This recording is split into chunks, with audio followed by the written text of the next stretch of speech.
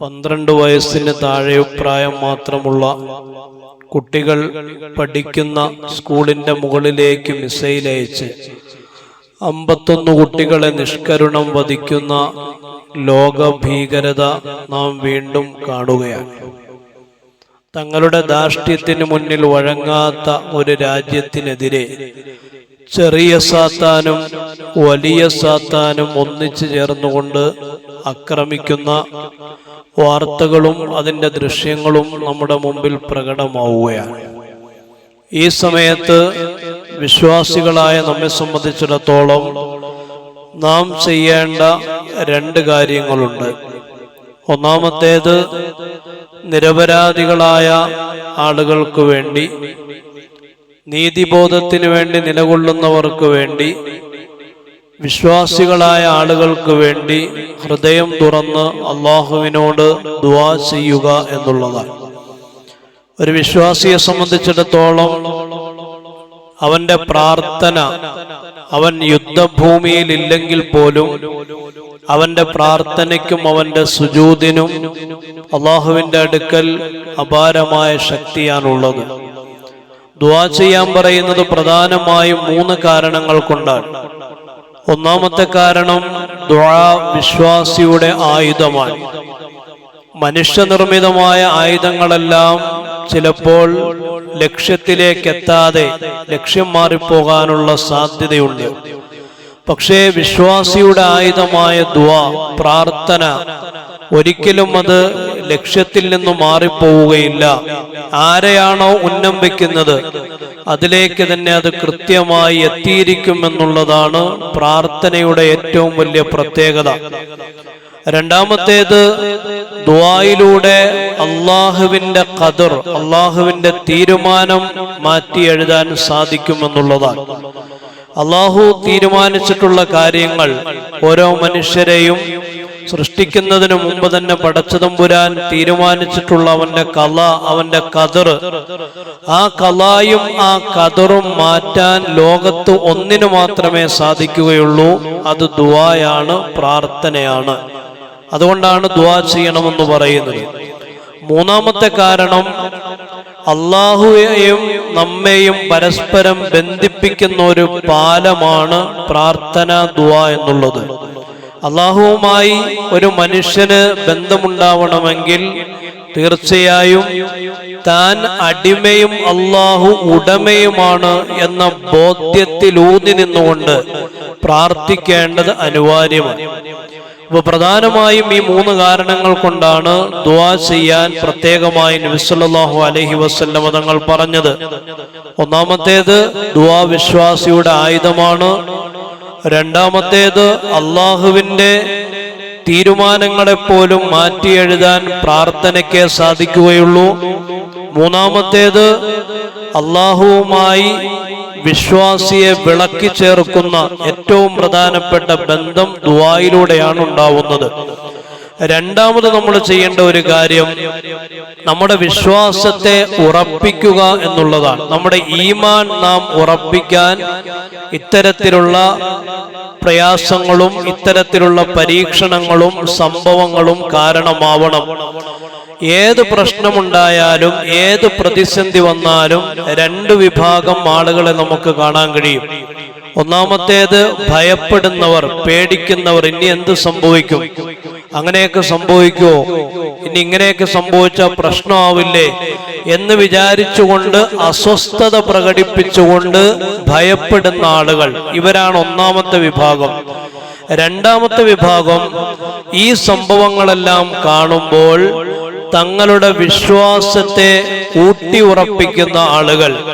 അതായത്, ഇന്നന്നാസഖദ് ജമഊലക്കും, ശത്രുക്കളെല്ലാം നിങ്ങൾക്കെതിരായിട്ട് ഒന്നിച്ചിരിക്കുന്നു, അതുകൊണ്ട് ഫഖ്ശൗഹും, നിങ്ങൾ അവരെ പേടിക്കണം എന്ന് അവരോട് പറയുമ്പോൾ ഫസാദത്തുഹും ഈമാന, ആ ഒരു വർത്തമാനം വിശ്വാസിയുടെ ഈമാൻ വർദ്ധിപ്പിക്കുകയാണ്. അതിന്റെ വിശ്വാസികൾ പറയുന്ന ഒരു വാക്കുണ്ട്, ഹാദാ മാ വഅദനല്ലാഹു വറസൂലു, ഇങ്ങനെയൊക്കെ സംഭവിക്കുമെന്ന് അള്ളാഹുവും റസൂലും ഞങ്ങൾക്ക് മുന്നറിയിപ്പ് നൽകിയതാണ് എന്ന് പറഞ്ഞുകൊണ്ട് വിശ്വാസത്തെ ശക്തിപ്പെടുത്തുന്നവരാണ് രണ്ടാമത്തെ വിഭാഗം. നാം എവിടെയാണ് നിലകൊള്ളുന്നത് എന്ന് ആലോചിക്കുക. ഇത്തരത്തിലുള്ള വാർത്തകളും ഇത്തരത്തിലുള്ള പ്രയാസങ്ങളും ഉണ്ടാകുമ്പോൾ ഹൃദയം കൊണ്ട് പേടിക്കുന്നവരുടെ കൂട്ടത്തിലാണോ, അതല്ല ഇതെല്ലാം അള്ളാഹുവും റസൂലും മുൻകൂട്ടി ഞങ്ങളോട് പറഞ്ഞതാണ് എന്ന് മനസ്സിലാക്കിക്കൊണ്ട് സമാധാനപ്പെടുന്നവരാണോ? ഏതൊരു പ്രയാസം വന്നാലും വിശ്വാസി തവക്കുൽ ചെയ്യുന്നവനായിരിക്കണം. ഏത് പ്രയാസം വന്നാലും, അത് വ്യക്തിപരമായ പ്രയാസങ്ങളാണെങ്കിലും സാമൂഹിക പ്രയാസങ്ങളാണെങ്കിലും രാഷ്ട്രീയ പ്രശ്നങ്ങളാണെങ്കിലും സാമുദായിക സംഘർഷങ്ങളാണെങ്കിലും ഏത് പ്രതിസന്ധികൾക്കിടയിലും വിശ്വാസി തവക്കുൽ ചെയ്യുന്നവനായിരിക്കണം. തവക്കുൽ എന്ന് പറഞ്ഞാൽ എന്താ? നമ്മൾ തവക്കുലിനെ തെറ്റിദ്ധരിച്ചിട്ടുണ്ട്. തവക്കുൽ എന്ന് പറഞ്ഞാൽ പണിയൊന്നും എടുക്കാതെ നേരെ അള്ളാഹുവിലേക്ക് കാര്യങ്ങൾ ഏൽപ്പിക്കലാണ് തവക്കുൽ എന്നാണ് നമ്മുടെ വിചാരം. യഥാർത്ഥത്തിൽ അതല്ല തവക്കുല്. മറിച്ച് ചെയ്യേണ്ട കാര്യങ്ങളെല്ലാം കൃത്യമായി ചെയ്തതിന് ശേഷം ഹൃദയം അള്ളാഹുവിലേക്ക് തിരിച്ചുവിടൽ. ഉമർ റളിയല്ലാഹു തആല ഒരിക്കൽ പള്ളിയിലേക്ക് കയറി വരുമ്പോ ഒരു യുവാവ് പള്ളിയുടെ ഉള്ളിലിരിക്കുന്നു. ഉമർ റളിയല്ലാഹു അൻഹു ചോദിച്ചു, എടോ നിനക്ക് പണിയൊന്നുമില്ലേ, ജോലിയൊന്നുമില്ലേ, തൊഴിലൊന്നുമില്ലേ, നീ എന്താണ് പള്ളിക്കുള്ളിലിരിക്കുന്നത്? അപ്പോ ആ മനുഷ്യൻ പറഞ്ഞു, ഉമറേ, ഞാൻ ഈ പള്ളിക്കുള്ളിലിരുന്നാൽ ദുആ ചെയ്തുകൊണ്ടിരുന്നാൽ അള്ളാഹ് എന്റെ കാര്യം നടത്തി തരും. അതുകൊണ്ടാണ് ഞാൻ പള്ളിക്കുള്ളിലിരുന്ന് പണിക്കൊന്നും പോകാതെ ദുആ ചെയ്യുന്നത്. ഉടനെ ഉമർ റളിയല്ലാഹു തആല ആ മനുഷ്യനോട് ദേഷ്യപ്പെട്ടുകൊണ്ട് പറഞ്ഞു, നിനക്കറിഞ്ഞുകൂടെ ആകാശം സ്വർണമോ വെള്ളിയോ വർഷിക്കുന്നതല്ല. ആകാശം സ്വർണമോ വെള്ളിയോ വർഷിക്കുന്നതല്ല. പണിയെടുത്താലേ സ്വർണവും വെള്ളിയും കിട്ടുകയുള്ളൂ, പൈസ കിട്ടുകയുള്ളൂ. അതുകൊണ്ട് നീ തവക്കുലിന്റെ പേര് പറഞ്ഞ് പള്ളിയിൽ ചടഞ്ഞിരിക്കാതെ പോയി പണിയെടുക്കൂ എന്ന് ദേഷ്യപ്പെട്ടുകൊണ്ട് ഉമർ റളിയല്ലാഹു അൻഹു ആ മനുഷ്യനോട് പറഞ്ഞതായി ചരിത്രത്തിൽ കാണാം. അപ്പോ നമ്മൾ ചെയ്യേണ്ട കാര്യങ്ങൾ ചെയ്തതിന് ശേഷം അള്ളാഹുവിലേക്ക് ഏൽപ്പിക്കുക. അതിന്റെ ഏറ്റവും വലിയ ഉദാഹരണമാണ് മൂസാ നബിയുടെ ചരിത്രം. മൂസാ നബിയുടെ ചരിത്രം നമ്മൾ കേട്ടിട്ടുണ്ട്. ബനൂ ഇസ്രായേൽ സമൂഹത്തെ രക്ഷപ്പെടുത്തി കൊണ്ടുപോകുമ്പോൾ അവരെ പിന്തുടർന്നു വന്ന ശത്രുക്കളായ ഫറോവയും കൂട്ടരും കടലിൽ മുങ്ങിച്ചത്ത കഥ. അതിൽ 3 പാഠങ്ങൾ പഠിക്കാനുണ്ട്. എന്നാൽ മൂസാ നബി വെറുതെ അള്ളാഹുവിലേക്ക് തവക്കുൽ ചെയ്തതല്ല, മറിച്ച് ചെയ്യേണ്ട കാര്യങ്ങൾ ചെയ്തു. ഭൗതികമായ കാരണങ്ങൾ മൂസാ നബി തേടി, എന്നിട്ട് തവക്കുൽ ചെയ്തു. ഒന്നാമത്തെ ഭൗതികമായ കാരണം എന്തായിരുന്നു?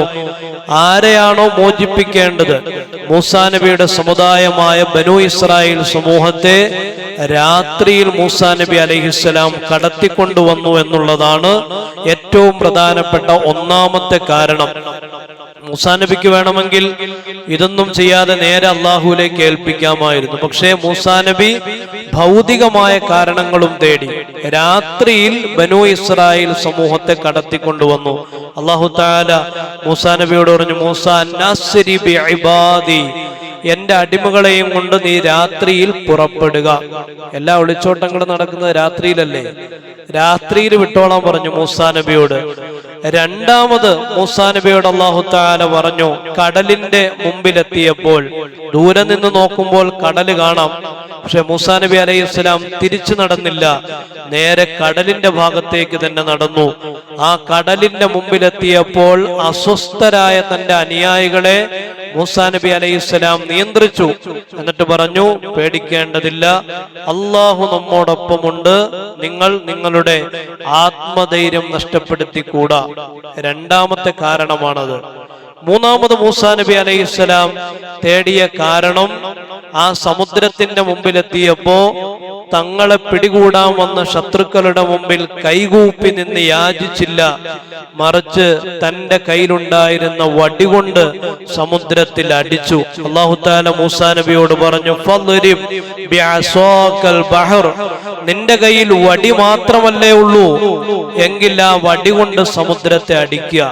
കയ്യിൽ എന്താണോ ഉള്ളത് അത് ആയുധമാക്കി പെരുമാറാനാണ് മൂസാ നബിയോട് അല്ലാഹു തആല പറഞ്ഞത്. ഒരു വടി കൊണ്ടടിച്ചാൽ ഒരു സമുദ്രം എങ്ങനെയാണ് പിളർക്കുക? ഭൗതികമായി നോക്കുമ്പോ അത് അസാധ്യമാണ്. പക്ഷെ അള്ളാഹുവിന്റെ കൽപ്പന, മൂസാ നബി അടിച്ചു. ചെയ്യാനുള്ള 3 കാര്യങ്ങൾ ചെയ്തു. രാത്രിയിൽ തന്റെ സമുദായത്തെയും കൂട്ടി പോയി സമുദ്രത്തിന്റെ മുമ്പിലെത്തിയപ്പോൾ അസ്വസ്ഥരായ തന്റെ അനുയായികളെ ആശ്വസിപ്പിച്ചു. മൂന്നാമത്തേത് കയ്യിലാകെ ഉണ്ടായിരുന്ന ആടുകളെ മേയ്ക്കാനും നിലത്തു കുത്തി നടക്കാനും മൂസാ നബി ഉപയോഗിച്ചിരുന്ന വടികൊണ്ട് സമുദ്രത്തെ അടിച്ചു. ഇത് മൂന്നും ചെയ്തതിന് ശേഷം അള്ളാഹുവിലേക്ക് കാര്യങ്ങൾ ഏൽപ്പിച്ചപ്പോൾ മാത്രമാണ് മൂസാ നബി അലൈഹിസ്സലാത്തു വസ്സലാം പോലും രക്ഷപ്പെട്ടത്. അപ്പൊ ഏത് പ്രയാസം വന്നാലും ആ പ്രയാസങ്ങളിൽ നാം ചെയ്യേണ്ട കാര്യങ്ങൾ ചെയ്തതിനു ശേഷം അള്ളാഹുവിലേക്ക് ഏൽപ്പിക്കുക. ലോകത്തെ വിശ്വാസി സമൂഹത്തിന് വേണ്ടി നാം ചെയ്യേണ്ട പ്രധാനപ്പെട്ട ഒരു കാരണമാണ് ദുആ. ബാക്കി അതിനുവേണ്ടിയുള്ള ഭൗതികമായ കാരണങ്ങൾ ഉറപ്പിച്ചതിന് ശേഷം അതെല്ലാം ശരിയാക്കിയതിനു ശേഷം അള്ളാഹുവിനോട് ദുആ ചെയ്ത് ആ ജനതയെ സഹായിക്കുന്നതിന് വേണ്ടി നമുക്ക് ആത്മാർത്ഥമായി പ്രാർത്ഥിക്കാം. ലോകത്ത് നിരന്തരം അക്രമങ്ങളും ഭീകരതയും അഴിച്ചുവിട്ടുകൊണ്ടിരിക്കുന്ന ആ വലിയ ശൈത്വാനെയും ചെറിയ ശൈത്വാനെയും അള്ളാഹു കൈകാര്യം ചെയ്യുമാറാവട്ടെ. ലോകത്തെ നിരപരാധികൾക്ക് അള്ളാഹു മോചനം പ്രദാനം ചെയ്യുമാറാവട്ടെ. ഈ മാസത്തിന്റെ ബറക്കത്ത് കൊണ്ട് അള്ളാഹു ഈ ഉമ്മത്തിന് ഏറ്റവും വലിയ സമാധാനവും ശാന്തിയും നൽകി അനുഗ്രഹിക്കുമാറാവട്ടെ. സുബ്ഹാനല്ലാഹി വബിഹംദിഹി സുബ്ഹാനക്കല്ലാഹുമ്മ വബിഹംദിക അശ്ഹദു അല്ലാ ഇലാഹ ഇല്ലാ അൻത അസ്തഗ്ഫിറുക വ അത്തൂബു ഇലൈക്.